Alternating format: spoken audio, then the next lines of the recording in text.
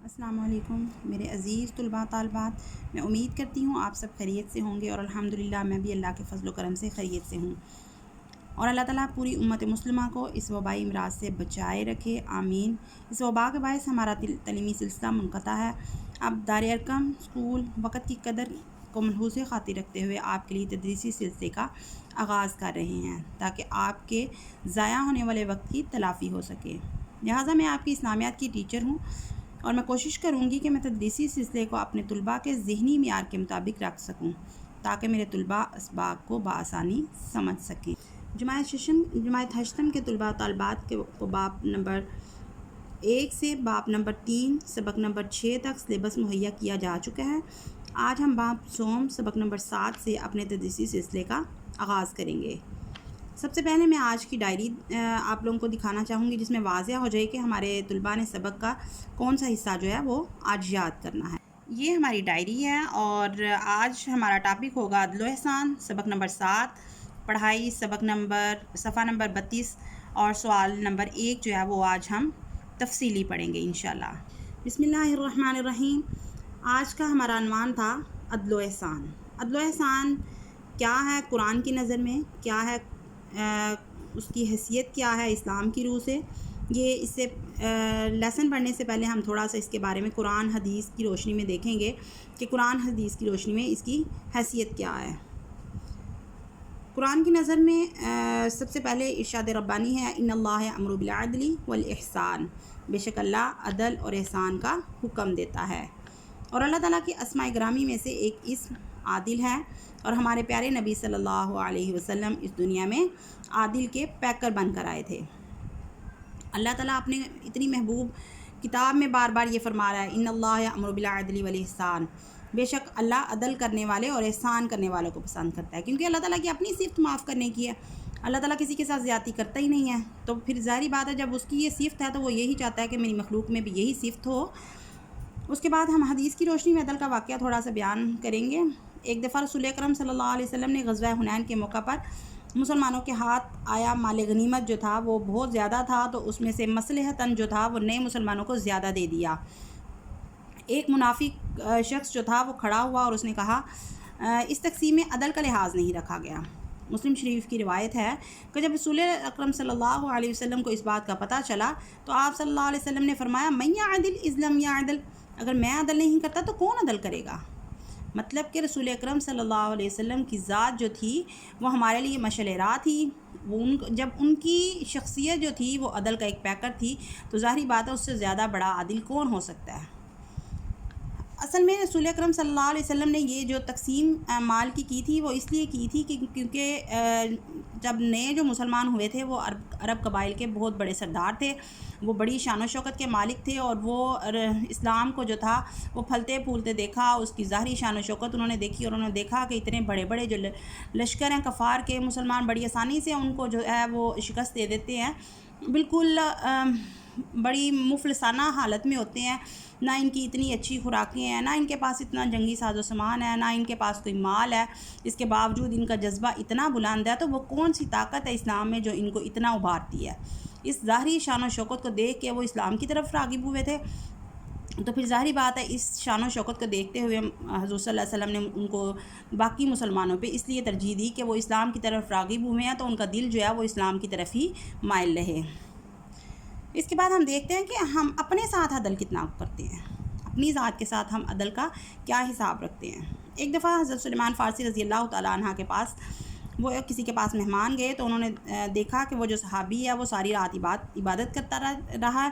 آپ رضی اللہ تعالیٰ عنہ جب صبح ہوئی تو ان سے کہا کہ اے دوست، تمہارے رب کا تجھ پر حق ہے، یہ میں مانتا ہوں، لیکن تمہارے نفس کا بھی تجھ پر حق ہے، تمہاری بیوی کا بھی تجھ پر حق ہے، اور جو تمہارے گھر مہمان آیا اس کا بھی تم پر حق ہے۔ جب رسول اکرم صلی اللہ علیہ وسلم کو اس بات کا پتہ چلا تو انہوں نے کہا، سلیمان تم نے بالکل سچ بات کہی ہے۔ یہ تو تھی جی تمہید عدل کے بارے میں۔ اب ہم احسان کے بارے میں دیکھتے ہیں کہ احسان کیا ہے۔ میں پھر وہی اللہ تعالیٰ کی بھیجی ہوئی آیت کو ہی دوبارہ دہراؤں گی، ان اللہ امر بالعدل والاحسان، بے شک اللہ تعالیٰ عدل اور احسان کو پسند کرتا ہے۔ عدل کا مطلب تو یہ ہے کہ کسی چیز کو دو برابر حصوں میں تقسیم کر دیا جائے، کسی بوجھ کو، کسی چیز کو دو برابر حصوں میں تقسیم کر دیا جائے۔ مطلب اگر آپ کے ساتھ کوئی زیادتی کرتا ہے تو آپ اس کے ساتھ اتنی زیادتی کرو، اس سے زیادہ اس کے ساتھ زیادتی کرنے کی کوشش نہ کرو۔ لیکن احسان کا مفہوم اس سے تھوڑا سا مختلف ہے، اس میں یہ ہے کہ اگر آپ کے ساتھ کوئی برائی کرتا ہے تو آپ کوشش کرو اس کے ساتھ اچھائی کرو۔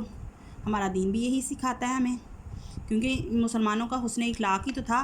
اتنی زیادتیاں کافروں نے ان کے ساتھ کی، ان کی جائیدادیں لے لی، ان کے بچے چھین لیے، ان کی بیویاں چھین لی، ان کے بھائیوں کو قتل کروا دیا، بہت زیادہ زیادتیاں کی، حتیٰ کہ ان کے جسموں پر جو تھے وہ نکیلے کنگھوں کے ساتھ وہ ان کا جسم جو تھے چیرتے پھاڑتے تھے، اس کے باوجود وہ بڑی آسانی سے انہیں معاف کر دیتے تھے۔ حضور صلی اللہ علیہ وسلم نے فتح مکہ کے موقع پر سارے کافروں کو، سارے منافقین کو معاف کر دیا۔ یہی تو ان کا حسن اخلاق تھا، یہی تو ان کا اعلیٰ ظرف تھا، جس کو دیکھ کے جو تھے منافق جو تھے اور کافر جو تھے متاثر ہوتے تھے اسلام سے۔ تو ہمارا دین ہمیں یہی سکھاتا ہے، یہی اعلیٰ ظرفی سکھاتا ہے کہ جب ہمارے ساتھ کوئی برائی کرے تو کوشش کرو کہ آپ اس کے ساتھ احسان کرو۔ اگر احسان کرنے کا ظرف نہیں ہے تو کم سے کم عدل تو کرو، ان کے ساتھ اتنی زیادتی کرو جتنی اس نے آپ کے ساتھ زیادتی کی، اس سے زیادہ کرنے کی کوشش نہ کرو۔ اب ہم باقاعدہ اپنے سبق کا آغاز کرتے ہیں۔ پہلا ٹاپک ہے ہمارا عدل کا مفہوم۔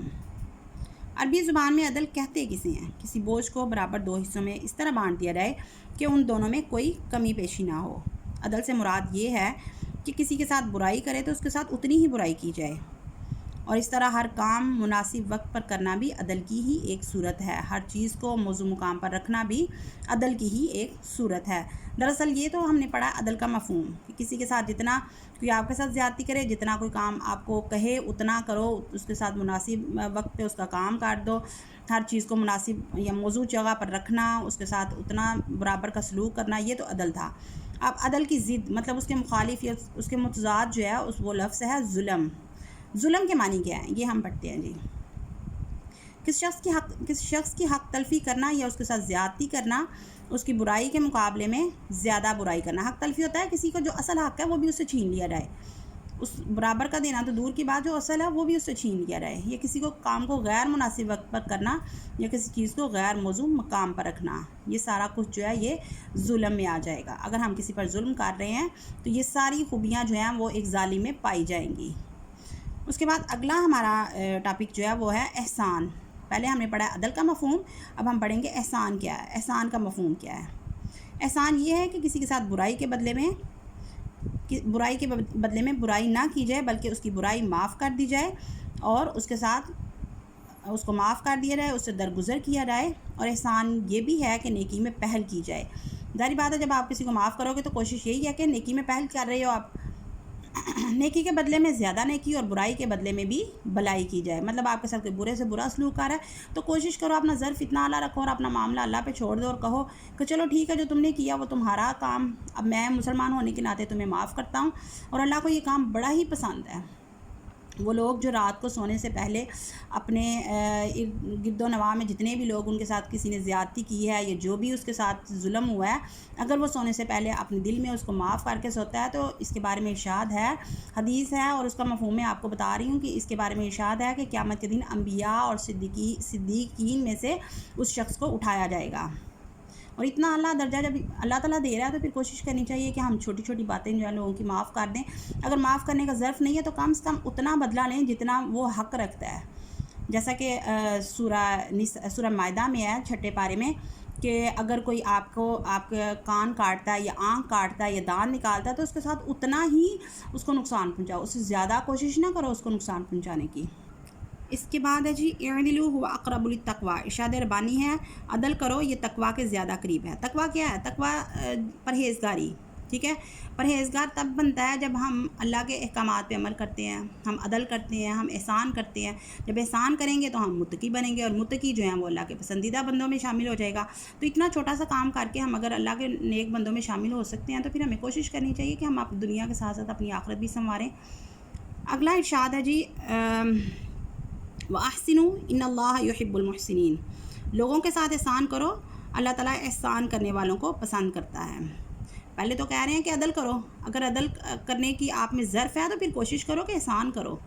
اگر زیادتی نہیں کر سکتے تو اتنا ظرف مسلمان ہونے کے ناطے کرو پیدا کہ آپ کسی پہ احسان کرو، اور اللہ تعالیٰ جو ہے وہ احسان کرنے والوں کو پسند کرتا ہے۔ تو ہمیں تو کوشش یہی کرنی ہے نا کہ ہم اللہ کے محبوب بندوں میں سے بنیں، تو پھر اتنا کام تو، اتنی محنت تو، اتنا ظرف تو ہمیں پیدا کرنا پڑے گا۔ اس طرح ایک اور آیت ہے، وَأَحْسِن كَمَا أَحْسَنَ اللَّهُ إِلَيْكَ، احسان کر جس طرح اللہ تیرے پر احسان کرتا ہے۔ اللہ تعالیٰ کس طرح ہم پر احسان کرتا ہے جی؟ اللہ تعالیٰ ہم پر یہ احسان کرتا ہے کہ ہم اتنی برائیاں کرتے ہیں، اتنی اس کی نافرمانیاں کرتے ہیں، ہر قدم قدم پہ گناہ کرتے ہیں، لیکن وہ پھر بھی ہمیں عنایت کرتا جاتا ہے۔ تو وہ جب اللہ تعالیٰ غفور الرحیم ہے، وہ اپنی بندے کی ہر برائی کو پردہ پوش کرتا ہے، اس کے گناہوں پہ پردہ ڈالتا ہے، اس کو عنایت کرتا ہے اپنی رحمتوں سے، اپنی اس پہ نوازشیں کرتا ہے، تو پھر ہمیں اس کی مخلوق ہونے کے ناطے تو ہم پہ حق بنتا ہے نا کہ ہم اس کی مخلوق کے ساتھ بھی اچھا سلوک کریں، اس کے ساتھ بھی احسان کریں۔ تو اللہ تعالیٰ کہتا ہے کہ جس طرح میں تو تیرے ساتھ احسان کرتا تو بھی ایسے ہی احسان کر۔